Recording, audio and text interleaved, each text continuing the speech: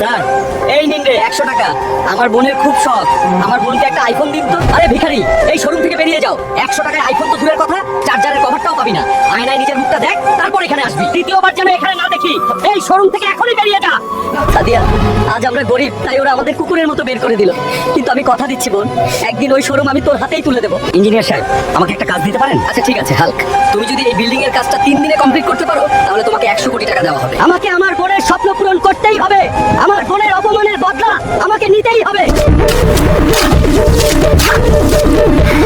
আজ কষ্ট করছি বলেই কাল কারো সামনে হাত পাততে হবে। হাল্ক, আমি খুব খুশি। তুমি 3 দিনের কাজ 2 দিনে সম্পূর্ণ করেছো। এই নাও তোমার 100 কোটি টাকা। এই নে 50 কোটি। এখন থেকে এই শোরুম আমার। এই নে বন্ধু, আজ থেকে এই শোরুম তোর। বন্ধুরা, তোমরা যদি বোনকে ভালোবাসো তাহলে লাইক, সাবস্ক্রাইব করে কমেন্টে একটা হার্ট